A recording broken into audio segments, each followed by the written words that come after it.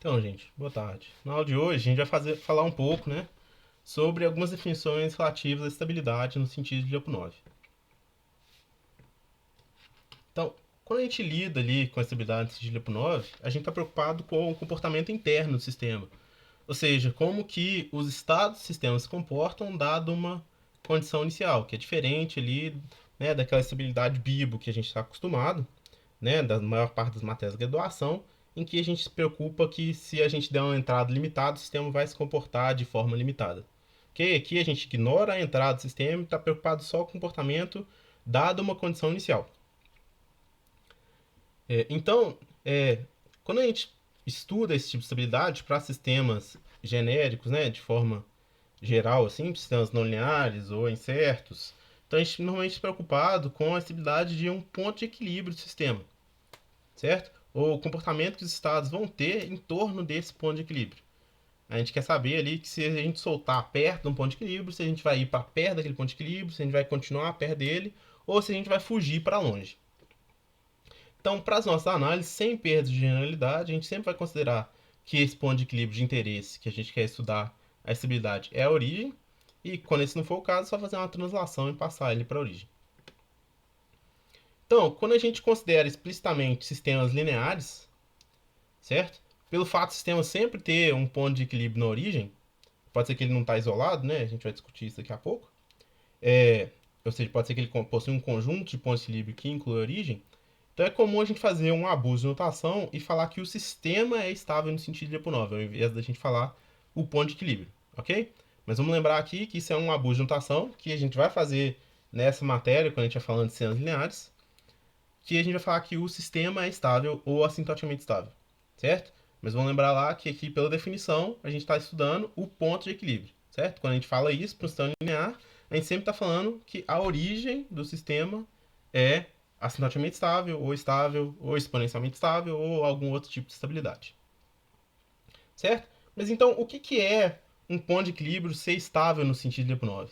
A gente fala que um ponto de equilíbrio ele é estável no sentido de Lyapunov se para todo epsilon maior do que zero que eu escolhi, determinando ali uma vizinhança, né, do ponto de equilíbrio, existe um delta, né, existe uma outra vizinhança do ponto de equilíbrio, tal que se eu começar na vizinhança delta, eu vou ficar preso na vizinhança epsilon, ok? Para todo instante de tempo. Então, pensando aqui no espaço-estados, o que a gente tem? A gente tem que, se a gente escolher, né, uma região epsilon, para qualquer região epsilon que a gente escolher, na verdade, maior do que zero, tem que existir uma região delta, tal que se a gente começar em delta, a gente vai ficar preso em epsilon, certo? Nota aqui que o importante é para todo epsilon, ok? Quando isso não é verdade, a gente diz que o sistema ele é instável, certo? Que o ponto de equilíbrio é instável. O que é um ponto de equilíbrio instável? Ele é instável se aquela definição anterior não é atingida. Isso é a mesma coisa que falar o quê? Existe algum epsilon, tal que se você escolher ele, não existe nenhum delta, tal que se você começar nessa região delta, você vai ficar preso em epsilon, ok? Aqui tem um exemplo, por exemplo, que a gente escolheu essa região de epsilon, podia ser até uma região menorzinha ali em torno do ponto de equilíbrio. Não existe nenhuma região que a gente escolhe que a gente vai ficar preso dentro dessa região epsilon. Sempre vou para longe, mesmo tendo aqui, né, esse caminho aqui que está vindo para a origem, que é só nessa região, todos os outros pontos estão fugindo, certo? Então, como é só nessa direção, se eu andar um pouquinho para o lado, não vale mais. Então, com isso, é instável, ok? Então, sempre não existe nenhuma região que a gente escolhe tal que eu vou ficar preso dentro daquela região, certo? Eu sempre fujo para fora daquele ponto de equilíbrio. Como eu estou indo para longe daquele ponto de equilíbrio sempre, então aquele ponto de equilíbrio é instável, certo? E aí a gente fala que um ponto de equilíbrio ele é assintoticamente estável, aqui é um pouco mais forte do que ele ser só estável. Qual que é a ideia de um ponto de equilíbrio ser assintoticamente estável? Além dele ser estável, certo? Ele é estável e a gente pode escolher delta tal que se eu começar nessa viança delta, o espaço, o estado ali, né? A trajetória dos estados vai convergir para o ponto de equilíbrio, certo? E aí, essa região, né, delta, essa vizinhança, tal que se eu começar nessa vizinhança delta eu convirjo para o ponto de equilíbrio, recebe o nome de domínio de atração ou bacia de atração. Ok? Então, de novo lá, eu tenho essa região epsilon, escolhi a região epsilon, e aí para ela eu posso escolher a região delta, tal que se eu começar em delta, eu vou convergir para o ponto de equilíbrio. Note que aqui é mais forte, né? Eu não vou ficar preso em epsilon. Eu escolho a região epsilon, tal que se eu começar em delta, eu vou convergir para o ponto de equilíbrio. Ok? Então é mais forte. No caso em que essa região delta, né, o domínio de atração, ela é todo o espaço estados, a gente vai falar que o ponto de equilíbrio é globalmente assintoticamente estável, certo? Que normalmente é o caso para sistemas lineares, certo? Para sistemas lineares, como só tem um ponto de equilíbrio, certo? Obrigatoriamente, se ele é assintoticamente estável, ele tem que ser globalmente assintoticamente estável. Ok? E aí tem uma estabilidade que é mais forte do que a assintótica, que é a estabilidade exponencial, que a gente fala que um ponto de equilíbrio ele é exponencialmente estável se a taxa de convergência para o ponto de equilíbrio é pelo menos exponencial. Ok? Então, só para fazer um paralelo aqui, para a gente poder fazer uma analogia e entender melhor, vamos considerar aqui esse exemplo que a gente tem aqui, ó, da bolinha com várias regiões aqui, como se fossem várias regiões do espaço-estados. Ok? Todas as regiões que estão marcadas com letras aqui são pontos de equilíbrio. A gente pensa, ó, A, E, F e G são o que a gente chama de pontos de equilíbrio isolados. Por quê? Porque é só naquele ponto. Se a gente começar exatamente em algum daqueles pontos, a gente vai ficar parado naquele ponto. Enquanto que entre B e D, qualquer ponto entre B e D é um ponto de equilíbrio, mas nota que é um conjunto de pontos de equilíbrio que está ali um junto com o outro, misturado. Certo? Normalmente a gente não gosta de analisar muito isso aqui, não. Então, ok, sem problema. Mas então vamos ver aqui, ó. Dá pra fazer uma analogia aqui com o que a gente acabou de ver das definições. Se a gente ver aqui, ó, uma bolinha começar em A ou em F, se a gente der algum empurrãozinho nela, certo? Ela vai embora daquele ponto de equilíbrio, certo? Ela nunca vai voltar para o ponto de equilíbrio. Então, com isso, A e F são pontos de equilíbrio que são instáveis, certo? Instável. Enquanto que E e G são pontos de equilíbrio que são assintoticamente estáveis. Porque se a gente começar perto, né, de E e de G,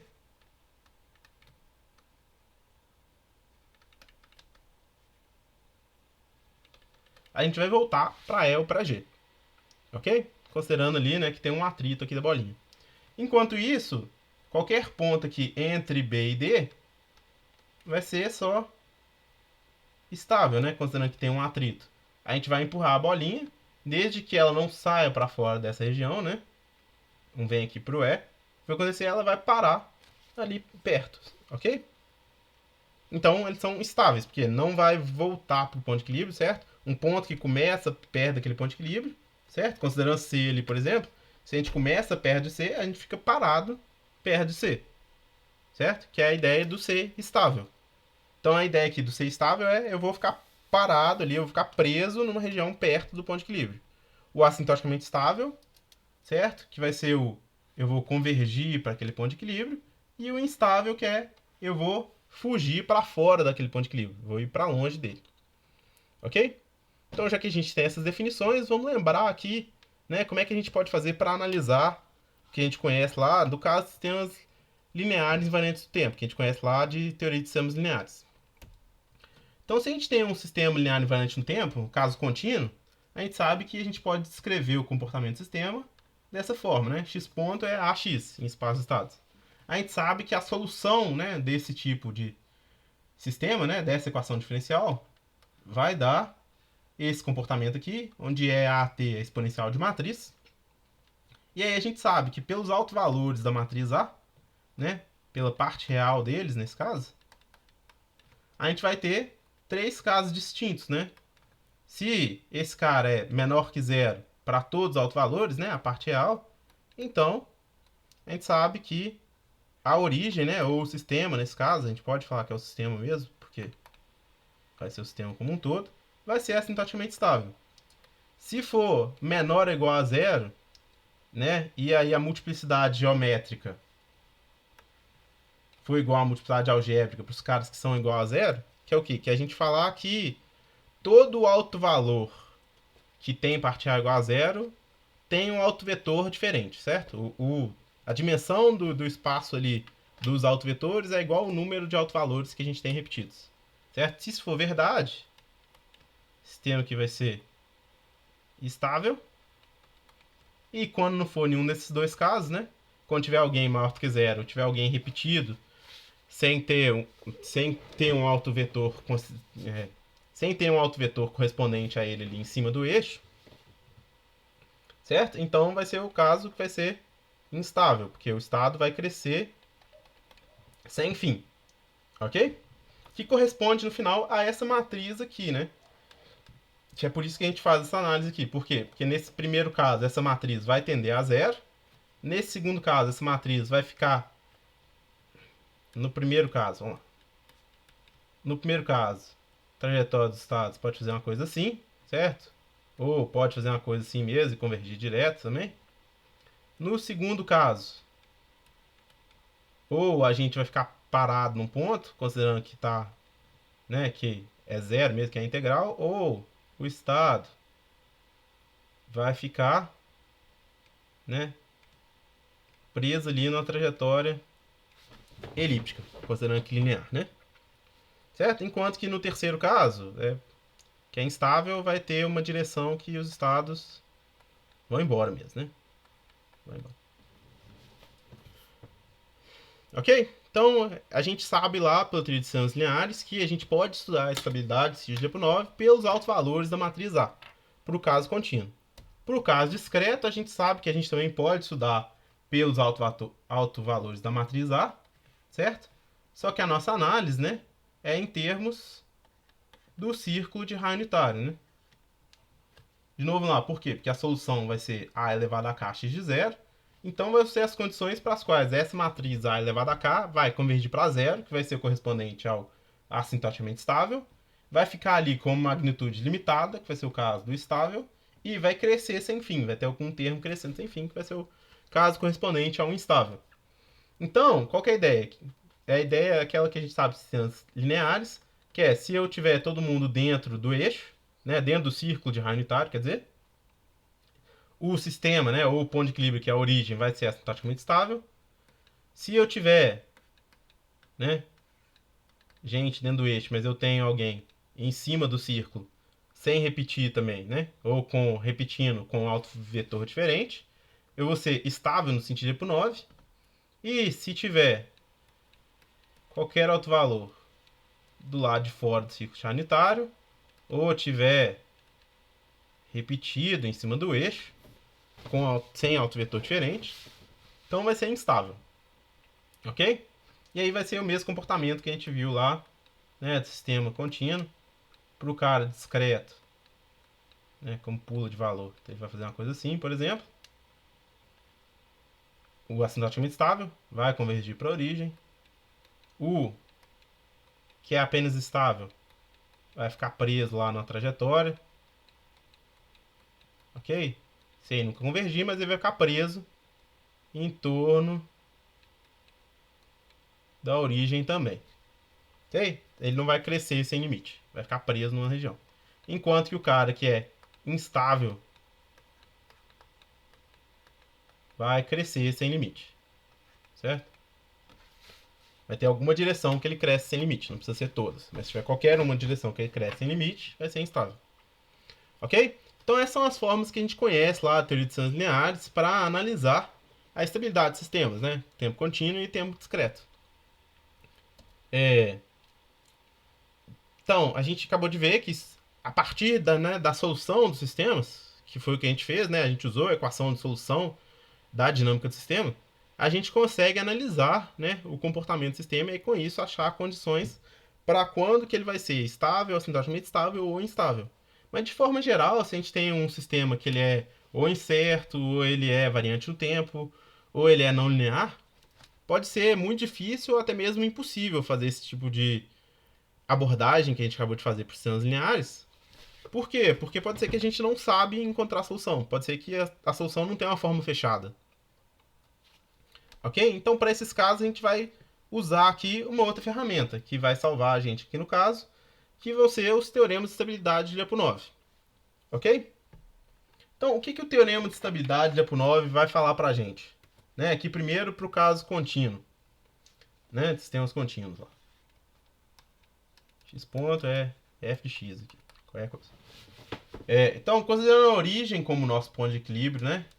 Desejado, que a gente quer analisar, e aí D ali, que é a nossa região de análise, certo? Que tem que incluir a origem. Se existir uma função que atende essas duas, né? Esses dois pontos aqui, e é uma função que para cada valor da região de análise ela atribui um escalar, certo?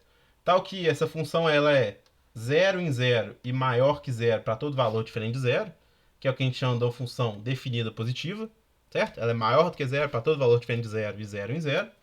E ela é menor ou igual a 0, a derivada temporal dela, certo? Se a derivada temporal dela é menor ou igual a 0, a gente fala que a derivada é semidefinida negativa. Se isso for verdade, o ponto de equilíbrio ali, a origem, vai ser estável no sentido de Lyapunov. Ok? Se mais forte do que isso, ao invés da derivada ser menor ou igual a 0 em todos os pontos, se ela for 0 só em 0 e for menor do que 0 em todos os outros pontos, certo? Que é ela ser definida negativa, o ponto de equilíbrio vai ser assintoticamente estável, certo? Então, se a gente pensar aqui, ó, é uma coisa que faz sentido, certo? A gente pode pensar ali na função de Lyapunov como se fosse uma energia generalizada do sistema, certo? Porque ela atribui um valor positivo para todo estado diferente do equilíbrio, ok? Então, se a gente tem uma função que ela tem essa característica, ela é maior do que zero para todo valor diferente ali da origem, certo? Diferente do nosso ponto de equilíbrio de interesse. E a gente prova também que, à medida que o tempo passa, essa função só pode diminuir de valor, certo? Que é essa condição aqui embaixo, certo? Se essa função só pode diminuir de valor, porque a derivada temporal dela está negativa, obrigatoriamente ela tem que ir diminuindo de valor até chegar no mínimo. No mínimo ela não vai poder diminuir mais de valor, certo? Até porque V ponto ali é 0 em 0. Então, se a gente prova isso, a gente prova que a gente vai convergir obrigatoriamente para o ponto de equilíbrio. Ok? Então, se a gente provou que a gente converte para o ponto de equilíbrio, a gente provou a estabilidade assintótica. Certo? Se a gente prova que, um pouco mais fraco que isso, que a derivada ela é só semi-definida negativa, certo? Que é o quê? Que é ou eu diminuo de valor ao longo do tempo, ou eu fico com o mesmo valor que eu já tinha. A gente prova que a gente vai ficar preso em torno de uma região, certo? Eu nunca posso crescer de valor. Como nunca posso crescer de valor, eu tenho que sempre ficar preso numa região. Então, com isso, a gente prova que o sistema ele é estável no sentido de Lyapunov. Ok? Então, só algumas coisas de nomenclatura mesmo. Uma função que ela atende esses requisitos do teorema de Lyapunov, ela recebe o nome de função de Lyapunov do sistema. Ok? Uma função que ela ainda não foi usada para provar o teorema, mas que ela tem as características, normalmente, né, que ela é definida positiva e a gente quer usar ela para testar, né, vai receber o nome de função de Lyapunov candidata. A gente está fazendo essa diferenciação aqui porque a gente vai ver que uma das ferramentas que a gente vai usar para tentar encontrar essas funções para a gente vão ser, né, as LMIs, que vocês viram na aula anterior com o Luciano. A gente vai ver na próxima aula como é que a gente pode tentar montar uma LMI para resolver esse tipo de problema para a gente. Ok? E aí, uma característica importante aqui, né, do teorema de estabilidade de Lyapunov é que, no caso geral, ele é só suficiente, que é, se a gente não encontrou uma função de Lyapunov, a gente não prova nada, certo? Para o caso de sistemas lineares, dá para mostrar que se a gente não encontrou a função de Lyapunov, o sistema é instável. Mas, de forma geral, se a gente não encontra uma função de Lyapunov, só quer dizer que a gente não encontrou a função de Lyapunov. Se a gente encontrou, como é suficiente, então a gente prova que o sistema é assintoticamente estável ou estável, dependendo de como a gente provou ali. Ok? E aí, um outro detalhezinho importante é que se a gente quer provar a estabilidade global do ponto de equilíbrio ou do sistema, né? No caso, global, você pode falar que é do sistema mesmo precisando ser não linear. A gente precisa que a função de Lyapunov seja, né, v de x, a gente precisa que ela seja radialmente ilimitada, que é a gente falar que quando a norma de x vai para infinito, a função tem que ir para infinito também. Ela tem que crescer sem limite à medida que x cresce sem limite. Ok? Isso é a função ser radialmente ilimitada. Então, fazendo um paralelo aqui rapidinho, que a gente definiu para sistemas a tempo discreto, E aí a ferramenta que a gente usou ali para ver se a função estava diminuindo ao longo do tempo foi a derivada temporal, certo? Ali e aqui também. Para os sistemas de tempo discreto, a ideia é exatamente a mesma, mas a gente não tem derivada temporal, né? Porque o tempo evolui em valores discretos ali, inteiros, certo? Então, dessa forma, o que a gente vai ter vai ser a diferença, né, entre o próximo valor da função de Lyapunov e o valor atual, que é a diferença da função de Lyapunov. Que é a mesma análise que anteriormente. Se essa diferença for definida negativa, então o sistema vai ser assintoticamente estável. Se essa diferença for só semi-definida negativa, a gente vai provar que o sistema ele é só estável no sentido de Lyapunov. Fazendo ali a mesma, né, ideia que o outro. Porque um a gente prova que a gente vai sempre diminuir de valor, então obrigatoriamente a gente vai ter que chegar no mínimo. A gente vai ter que chegar no mínimo uma hora que é o ponto de equilíbrio. Então está convergindo para o ponto de equilíbrio assintoticamente estável. Enquanto que no outro pode ser que tenha alguma hora que a gente vai ficar preso sempre no mesmo valor antes de chegar no mínimo. Então a gente vai provar apenas estabilidade no sentido de Lyapunov. Ok? Então pensando aqui só para a gente terminar, para a gente ver aqui de uma forma geométrica. Ok?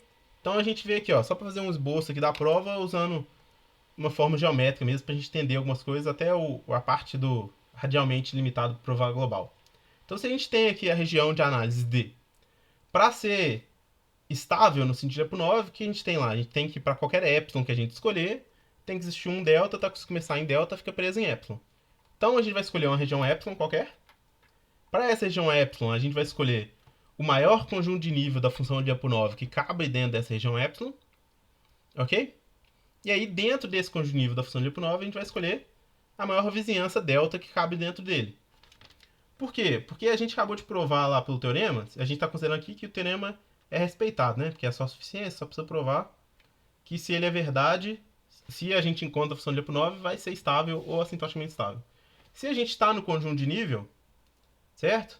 Que é esse aqui, e a gente acabou de provar que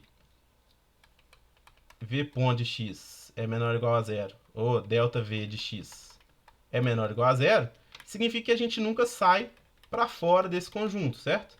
Porque esse conjunto é todos os valores ali do estado, tal que a função de Lyapunov é menor ou igual que beta. Como nunca cresce, eu nunca vou sair para fora dessa região. Então, se eu começar em delta, eu sempre vou começar a ficar preso dentro dessa região verde, né? Qualquer estado que começar no azul sempre vai ficar preso dentro da região verde, que como ela está dentro da região epsilon, sempre vai ficar preso dentro da região epsilon, que é a região vermelha. Ok? Mais forte lá de novo, se a gente tem, né, v ponto menor que zero, ou delta v menor do que zero, a gente tem que, se a gente começa num conjunto desse, a gente sempre vai ter que convergir para um outro conjunto menor, que sempre vai estar contido ali, né, obrigatoriamente dentro daquele conjunto, até que, eventualmente, a gente vai convergir, né, para a origem. Então, se a gente considerar esse cara aqui, pode ser que ele faça uma coisa assim, tem que ir para a origem. Beleza? Então essa é a ideia. E qual que é a ideia do radialmente limitado que a gente conversou ali, que importa mais um pouco, na verdade, é para os sistemas lineares, para os sistemas não lineares, quer dizer. Que é o quê? Se a gente quer provar, né, que vale para globalmente, né, que vale para todos os estados, a gente precisa conseguir escolher esse conjunto aqui, né, essa curva de nível, cobrindo o espaço de estados inteiro, certo? Porque se a gente quer que vale para todo estado, a gente quer que seja todo o espaço de estados, esse conjunto de nível. Para esse conjunto de nível poder cobrir todos os estados, à medida que o estado cresce, ele tem que crescer também, certo?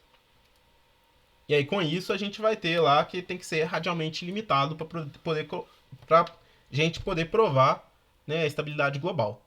Porque senão pode ser que ele cresce achatado assim apenas, né, no infinito, e aí não vai ter várias regiões que não vai cobrir, a gente não vai provar para aquelas regiões. Então, para provar a estabilidade global, sempre tem que ser radialmente ilimitado. Tem que ser, quer dizer que ele tem que crescer em todas as direções, né? À medida que vai para o infinito.